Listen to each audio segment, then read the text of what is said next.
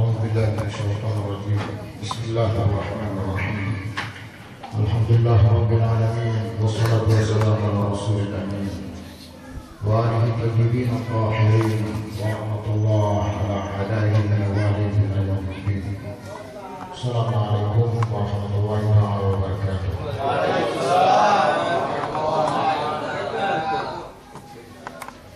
Alhamdulillah,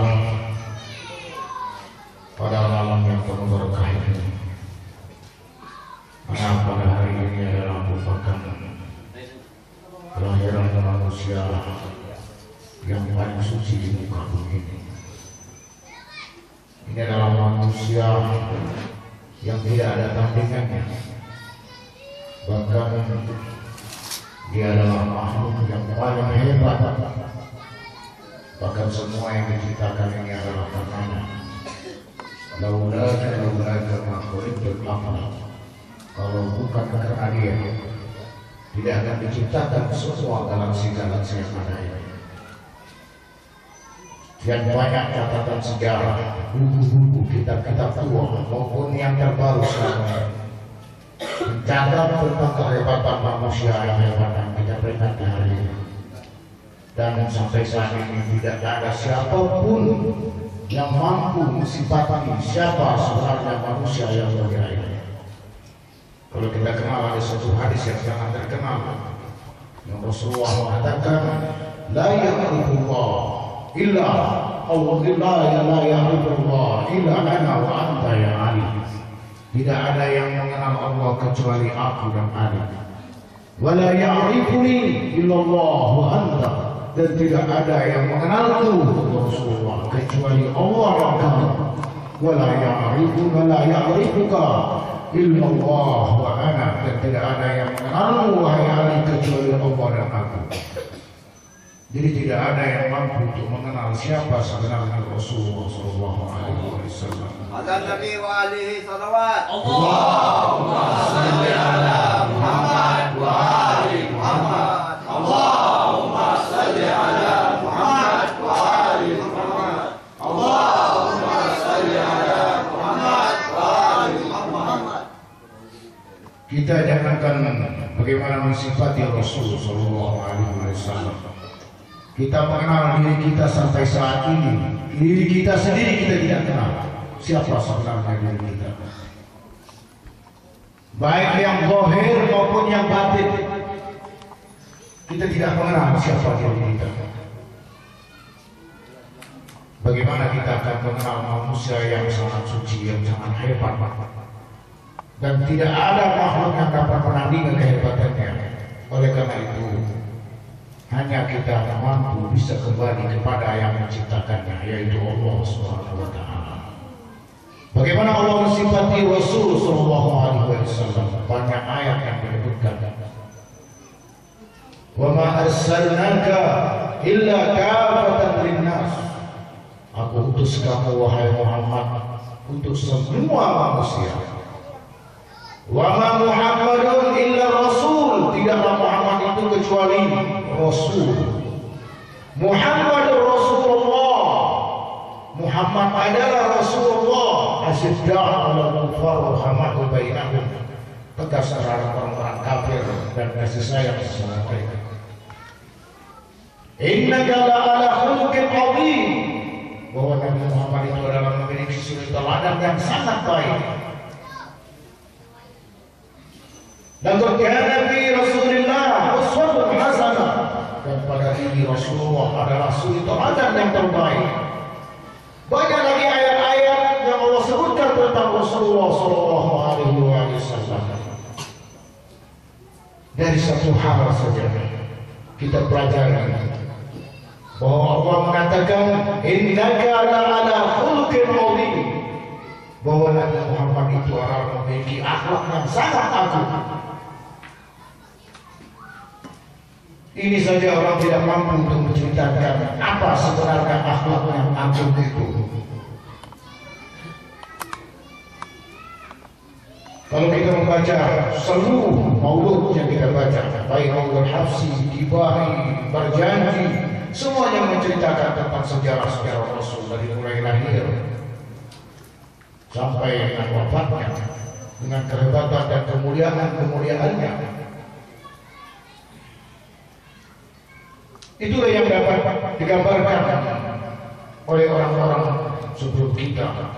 Siapa sebenarnya Rasulullah SAW? Tapi Allah mengatakan di antara ayat-ayat yang menjelaskan tentang siapa Rasulullah SAW, innaka la'ala khuluqin 'azim. Bahwa Rasulullah adalah memiliki akhlak yang agung. Bahkan dalam satu hadis dikatakan, bu'istu liutammima makarimal akhlak. Aku diutus untuk menyempurnakan akhlak. Nah, sekarang kita ingin tahu apa sebenarnya akhlak itu. Kalau kita melihat dari banyak sifat-sifat Rasul baik yang kita baca tadi,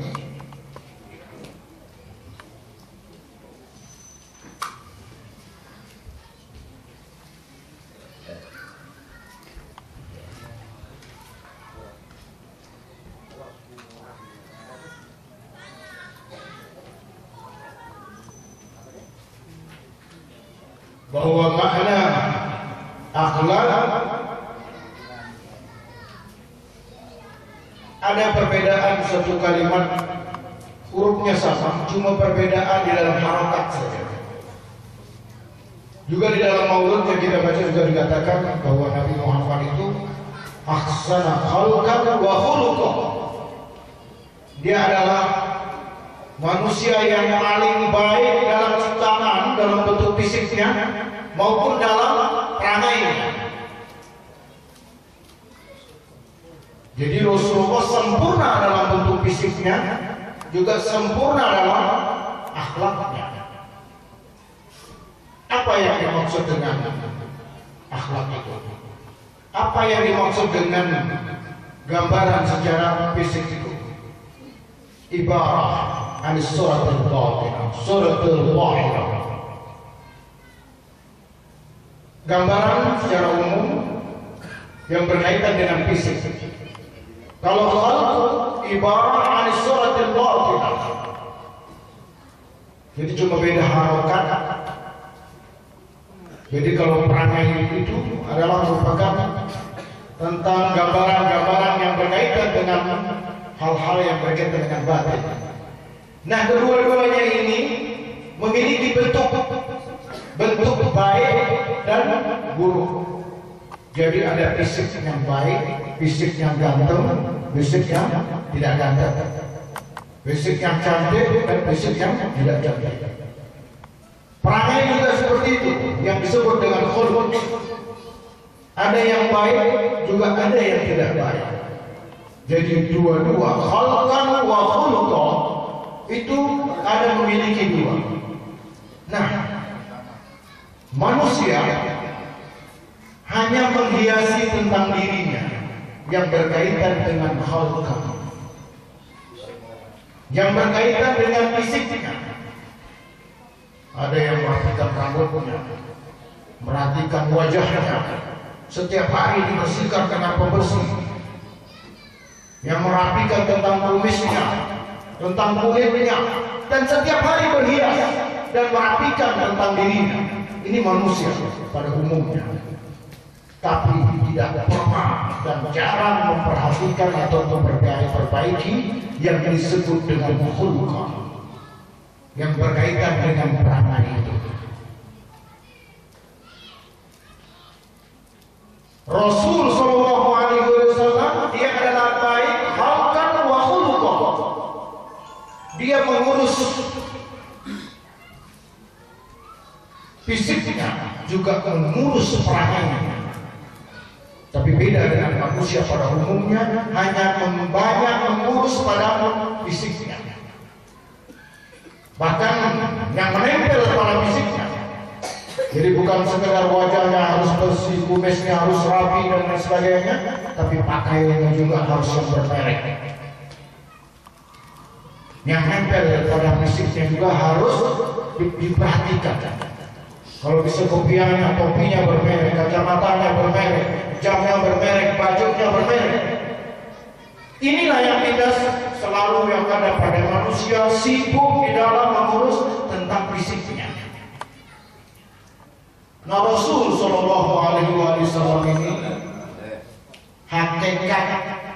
fisiknya sendiri adalah sempurna. Disifatkan juga di dalam maulud ini, bagaimana wajahnya, bagaimana hidungnya, bagaimana badannya. Semuanya disifatkan kesempurnaan para Nabi Sallallahu Alaihi Wasallam.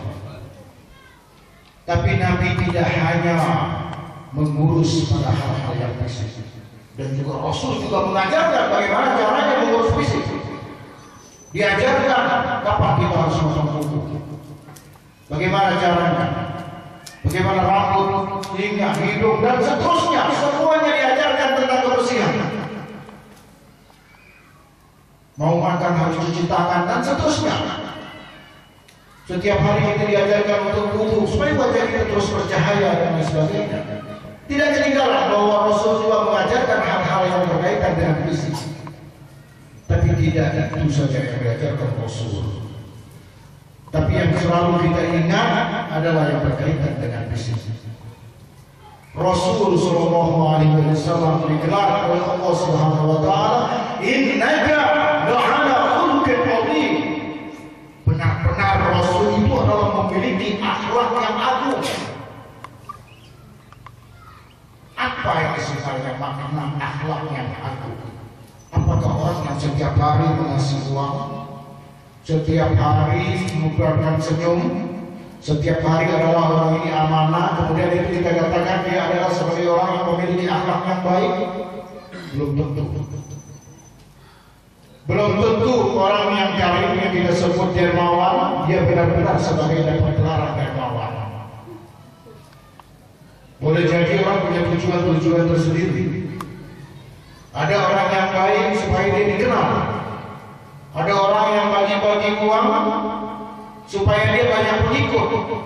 Ada kepentingan partainya dan lain sebagainya. Ada juga mungkin karena keterpaksaan.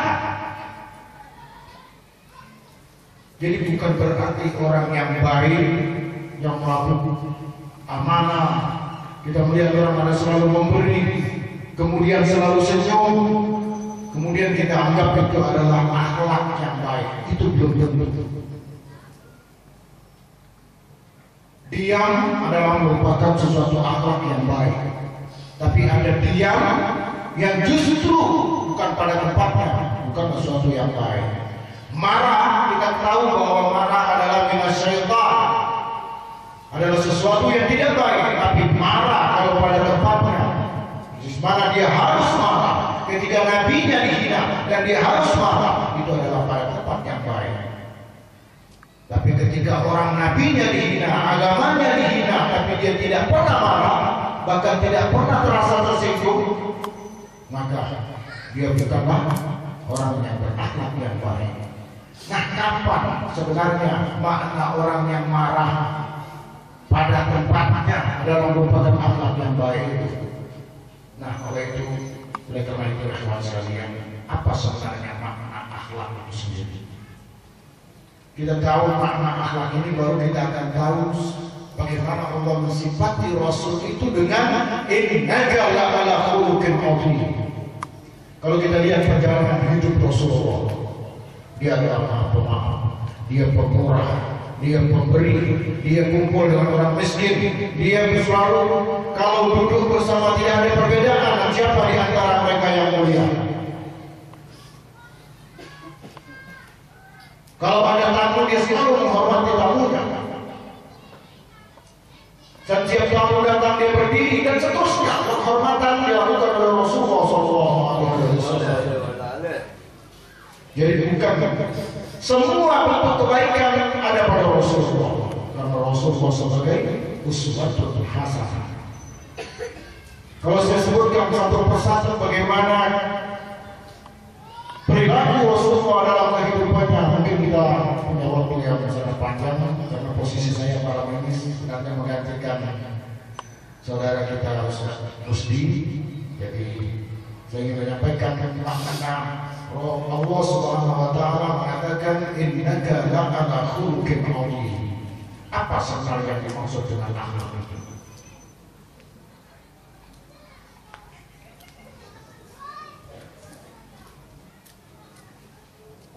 Al-khuluq disebutkan ibarah an hayatin an hay'atil nafs rasikhatan tasduru anha al-af'al bisuhulah wa yusrin min ghairi hajatin ila fikrin wa rawiyah.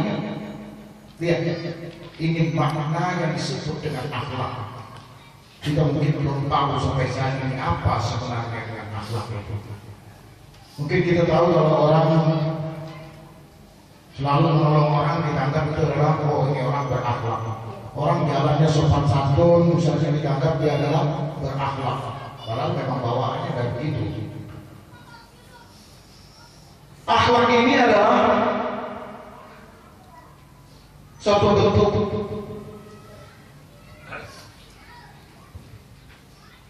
kehebatan yang ada pada jiwa manusia yang sudah melekat pada dirinya, yaitu yang sudah menjadi tabiat. Jadi suatu perbuatan baik yang sudah melekat pada dirinya, yang sudah menjadi tabiat, di mana keluar setiap perbuatannya itu dengan mudah dan tanpa ada unsur-unsur keterpaksaan, dan tidak juga dengan perlu pemikiran. Jadi spontan, karena selalu dia lakukan. Jadi kadang-kadang kita ingin melakukan sholat karena mengharapkan pahala. Orang melakukan sholat sunnah dan lain sebagainya ini mendapatkan surga. Tapi orang-orang yang berakhlak, dia tidak lagi ingat dengan hal-hal yang seperti itu. Perbuatan sholatnya, perbuatan baiknya, semua itu sudah menjadi tabiat di dalam kehidupan. Kalau memberi, orang yang dermawan itu, dia tidak ada tujuan supaya dipuji dan lain sebagainya. Dia juga tidak berpikir harus mengasihi orang itu berapa. Pokoknya dia adalah perbuatannya setiap hari memberi orang, dan tidak pernah terpaksa, dan tidak perlu ada pemikiran apakah orang ini tersinggung atau tidak, apakah orang ini mau menerima atau tidak.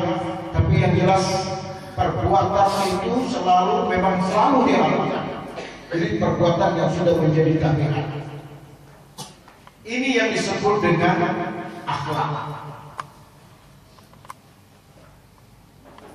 Dan ini kalau kita lihat dari satu sifat saja, apakah kita sudah menjadi orang yang berakhlak?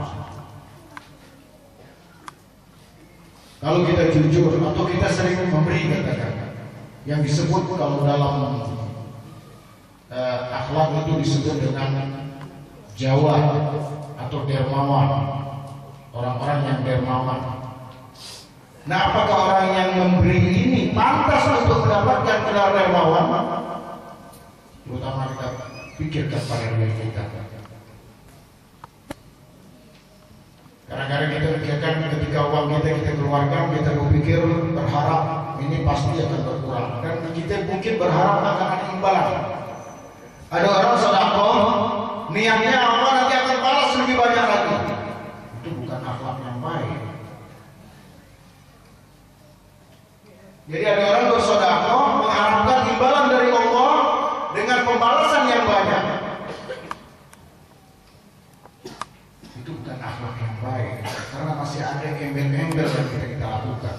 Tapi yang disebut orang dermawan yang memberikan sedekah, yang tidak ada embel-embel, yang tidak ada pikiran bahwa ini akan dibalas oleh Allah, tapi itu sudah bawaan bahwa dia adalah seorang pemberi. Nah, Rasulullah SAW yang Allah sebutkan innaka la'ala khuluqin 'azim, seluruh perbuatan baik yang disebut dengan perbuatan baik itu dilakukan oleh Rasulullah SAW tanpa ada unsur-unsur keterpaksaan dan tidak ada embel-embel di balik itu. Baik yang berkaitan dengan ibadahnya, apa saja, baik yang berhubungan dengan masyarakat, semua itu dia lakukan dengan mudah dan tanpa ada keinginan apapun. Bahkan kita melihat dari perbuatan-perbuatan Rasul Shallallahu Alaihi Wasallam yang akan diikuti juga oleh Ahlul Bait alaihissalam, yusiruna anfusahum walau kana bihim khassasah. Bahkan dia mengutamakan orang lain walaupun dia sangat memerlukan.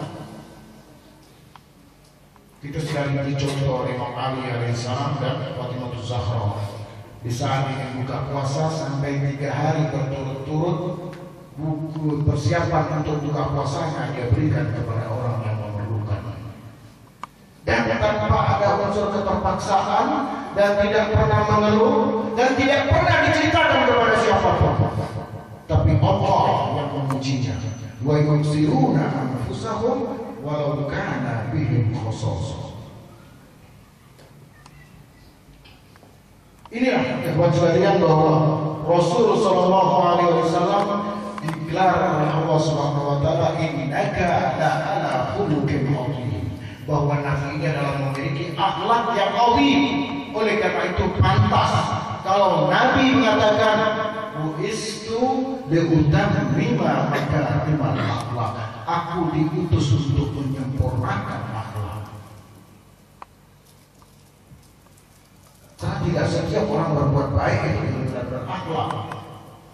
Dan kita telah melihat catatan sejarah berapa banyak orang-orang yang dekat kepada Rasulullah, tapi di akhir hayat dalam kehidupannya justru berpaling dari Rasulullah.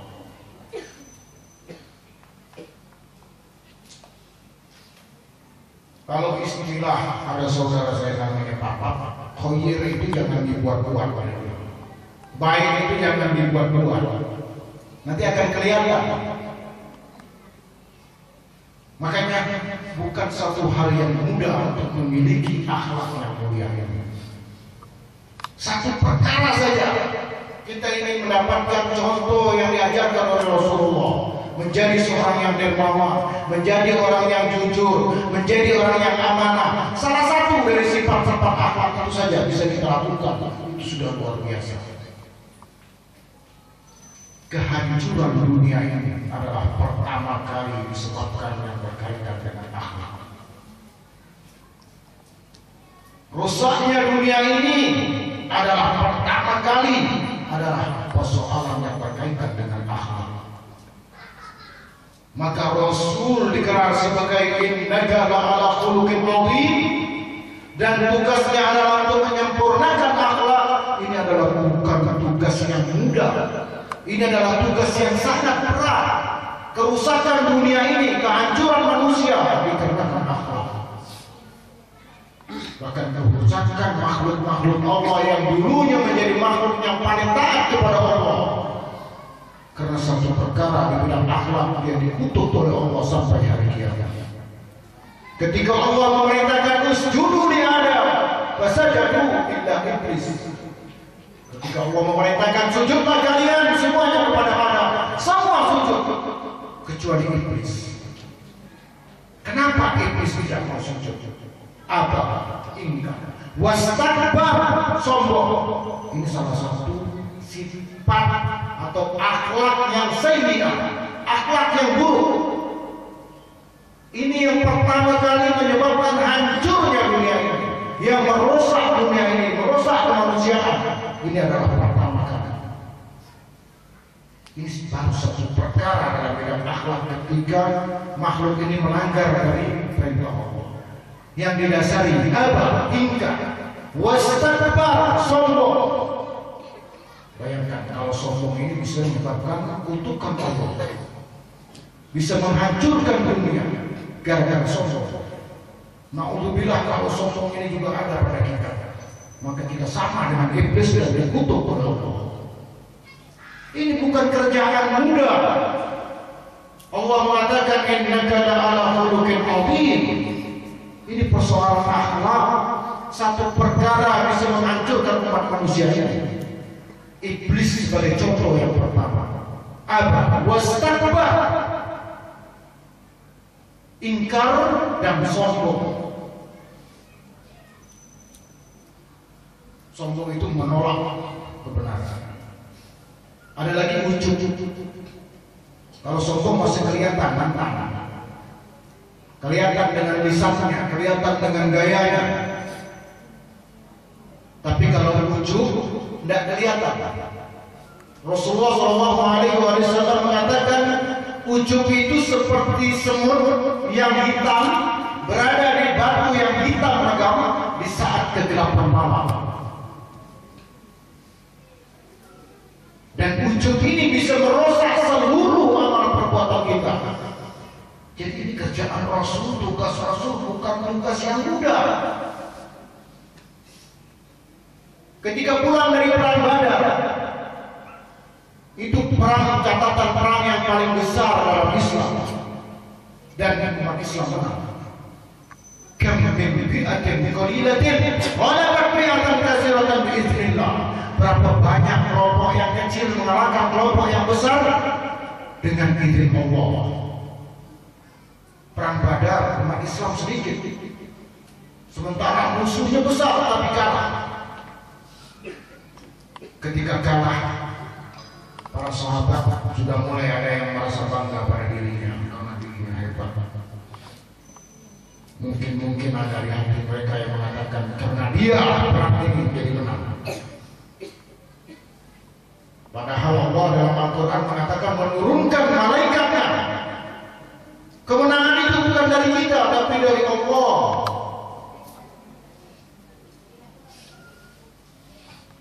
Akhirnya Rasulullah mengatakan raja'na min jihadil asghar ila jihadil akbar. Kita telah pulang dari perang yang kecil menuju perang yang besar. Kaget para sahabat, ya Rasulullah, perang apa ini ya Rasulullah? Perang melawan hawa nafsu. Ini persoalan ujub. Orang semestinya pergi ke medan perang, baik menang ataupun syahid, itu punya kedudukan yang luar biasa di sisi Allah. Tapi ketika ada rasa ujub di hati, dan ini akan merusak seluruh amal perbuatannya. Ini ujub, rasa bangga diri. Ketika Batul Megah, idza ja'a an-nasru wal fath wa ra'aitan nasa yadkhuluna fi dinillahi afwaja fasabbih bihamdi rabbika wastaghfir innahu kana tawwaba. Ketika Rasulullah menguasai kota Mekah dan dimenangkan peperangan itu tanpa pertumpahan darah, dan orang masuk ke dalam Islam berbondong-bondong masuk Islam. Ketika kemenangan sudah datang dan Mekah sudah dikuasai, idza ja'a nasrullah wal fath wa ra'aitan nas yadkhuluna fi dinillahi afwaja. Ketika kalian melihat bahwa manusia berbondong-bondong masuk Islam, ada perasaan di antara sahabat-sahabat Rasulullah bahwa itu adalah kemenangan itu karena dia. Dan mulai ada pujian-pujian terhadap dirinya walaupun tidak diucapkan. Ini yang disebut dengan ujub. Tapi Allah mengingatkan, fasabbih bihamdi rabbika wastaghfir. Bertasbihlah kalian dengan menyebut dan memuji nama Tuhan. Jangan memuji dirimu. Karena ini akan merusak seluruh amalan.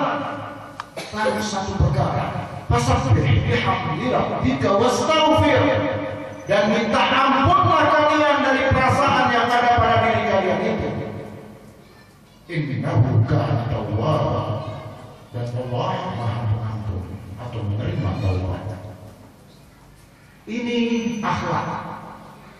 Satu perkara dari bab akhlak saja. Kalau kita rusak, amalan kita semuanya akan menjadi rusak. Bayangkan orang yang sudah pergi berjihad di jalan Allah akan mendapatkan dua kebaikan dari Allah. Ihda husnayain. Imma dia akan menjadi orang yang syahid, dikumpulkan bersama para syuhada, berkumpulkan bersama para nabi, para rasul, para imam, orang-orang yang soleh, aulia, wasolehin, atau dia akan mendapatkan kemenangan. Tapi ketika dia menang dan ada perasaan yang ada di dirinya bahwa kemenangan itu karena dia, maka ini akan merusak semua amalannya. Iblis ibadah 601 tahun taat kepada Allah, tidak pernah membantah. Tapi ketika diperintahkan sujud kepada Adam, aba wastakbar, ingkar dan sombong, maka mulai saat itu dia dikutuk oleh Allah Subhanahu wa taala. Rusak amalnya. Inilah tugas Rasul sallallahu alaihi wasallam, liutammima makarimal akhlak, untuk meluruskan akhlak kita ini. Nah, ikhwan sekalian, ini mungkin yang dapat saya sampaikan. Mudah-mudahan kita bisa memperbaiki lagi tentang perilaku kita, akhlak kita, dan menambahkan cinta kita kepada Rasulullah SAW. Karena tidak ada contoh yang lebih baik, dari teladan yang lebih baik kecuali Rasulullah SAW. Jangan kita mencontoh selain daripada Rasulullah SAW. Kembalilah kepada Rasulullah. Karena Allah yang mengatakan, laqad kana lakum fi Rasulillah uswatun hasanah. Hanya ada pada Rasulullah saudara yang terbaik. Na'udzubillah kalau kita menjadikan teladan kita adalah orang-orang yang bejat. Na'udzubillah kalau kita menjadikan orang-orang yang menjadi idola kebanggaan kita adalah para artis yang dilaknat oleh Allah, yang tidak menggunakan jilbab, yang mungkin kita meniru rambut-rambut mereka. Maka jangan ragu bahwa tempat kita adalah neraka. Orang-orang yang selamat hanya mengikuti Rasul sallallahu alaihi wasallam. Itulah yang saya lihat, mudah-mudahan dengan hikmah kita memperingati Maulid Nabi ini bisa memperbaiki akhlak kita dan menambahkan kecintaan kita kepada Rasulullah sallallahu alaihi wasallam. Assalamualaikum warahmatullahi wabarakatuh.